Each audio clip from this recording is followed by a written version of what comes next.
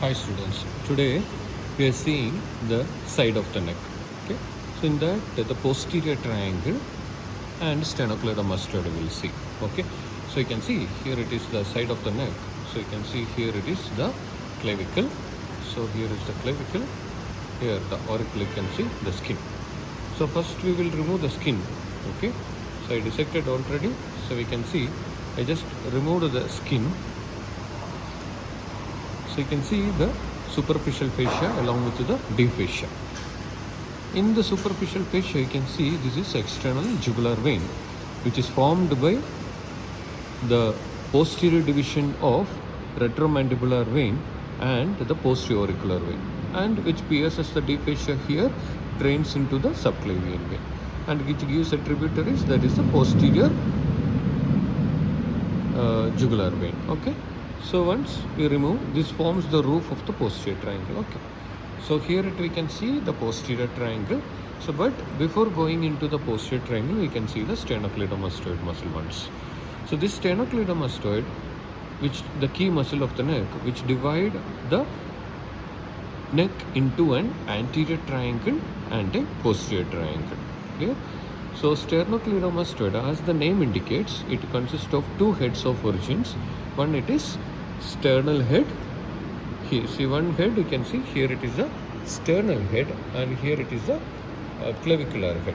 Okay, so this is the sternal head and the clavicular head. Sternal head arises from the manubrium sternum, clavicular head arises from the clavicle. In between the two heads, you can see the space, that is lesser supraclavicular space, which consists of the jugular vein, internal jugular vein, which used for the intravenous catheterization.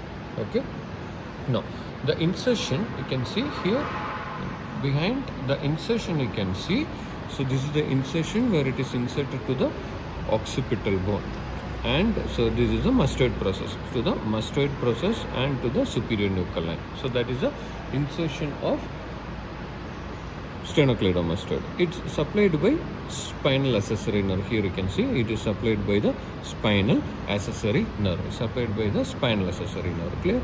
And the action of if the one muscle it contracts, it turns the head towards the similar side and the chin to the opposite side. Okay. So when both the nerves, both the muscles acts together, it draws the skin forwards, head forwards. Clear? Like from getting up from the sleeping position. So this is the actions of sternocleidomastoid. Applied anatomy, that is paralysis of the sternocleidomastoid or injury to the spinal accessory nerve, can cause the condition known as the wry neck or the torticollis, that you can see in this picture now. So the condition, the head will be tilted to one side in that condition. So that is about sternocleidomastoid. You have to study the structures deep to the sternocleidomastoid also in detail. Now we can see the posterior triangle. So here we can see a triangle, that is a posterior triangle, right? So posterior triangle boundaries anteriorly by posterior border of sternocleidomastoid. You can see it clearly. Posteriorly, this muscle, it is the trapezius. So posteriorly, the anterior border of trapezius. Anteriorly, posterior border of sternocleidomastoid. Base, it is formed by middle 1/3 of the clavicle. Apex, it is formed by the union of anterior and posterior borders. Then the roof, already I told, the roof, it is skin, superficial fascia and the investing layer of deep cervical fascia, which consists of external jugular vein and the cutaneous nerves, which I will tell you later now. Floor, it is formed by, so you can hear splenius scaputus, levator scapulae. Here this muscle, it is levator scapulae. Here the splenius capitis, and here it is scalenus medius. So this is the scalenus medius. You can see the scalenus medius, and here the most anteriorly you can see the scalenus anterior muscle. From the scalenus medius, you can see the dorsal scapular nerves comes out. Okay, that is the floor. Once again I will tell you. So floor, it is formed by splenius capitis, then here it is levator scapulae, and here it is scalenus medius. Here it is scalenus anterior. Deeper part, upper part, here you can see the semispinalis capitis also. So that is the floor. So we finished boundaries, roof and the floor. Now the contents, before going to the contents, this subdivisions you can see, it is divided into two by a muscle belly. You can see here, this is the inferior belly of omohyoid, which divide the triangle into upper larger occipital triangle, a lower smaller subclavian triangle.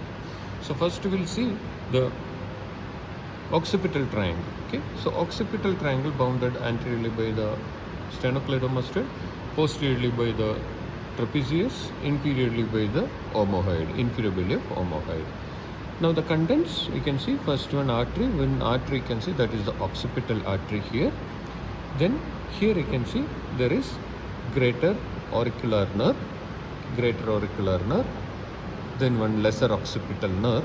Okay, greater auricular and a lesser occipital nerve, and here it is transverse cervical nerve, and here there are the three divisions of supraclavicular nerve. So that it is divided into three. You can see here supraclavicular nerve, and the most important structure here, it is a spinal accessory nerve. So here you can see the spinal accessory. So once again the occipital artery. So this is first one, it is spinal nerve, spinal accessory nerve, occipital artery, greater auricular nerve, lesser occipital nerve, and then the transverse cervical nerve and supraclavicular nerves. This is divided into medial, lateral and posterior, intermediate and lateral, then the spinal nerve. Okay, and also you can see dorsal scapular nerve, which pierces the scalenus medius, dorsal scapular nerve here. Okay, now we'll come to the subclavian triangle. Okay, subclavian triangle. So you can see here subclavian triangle, it is bounded above by the inferior belly of omohyoid, below by the clavicle, anteriorly by the sternocleidomastoid. Now the contents, you can see the trunks of brachial plexus. This is the upper trunk, then the middle trunk and the lower trunk of brachial plexus. Three trunks of brachial plexus. Here you can see the roots of the brachial plexus, that is C5, C6, C7, T8 and T1. Okay, so these are C8. So these are the roots. You can see here the trunks, upper, middle and the lower trunks of brachial plexus. You can see here, right? Then, so this is the third part of subclavian artery.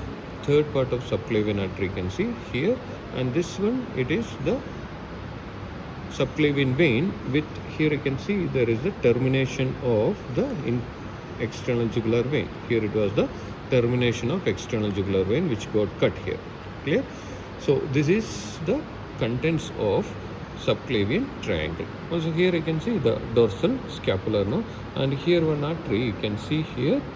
One artery you can see here. This is the transverse cervical artery, which include in both the part. Okay, it arises from the subclavian artery.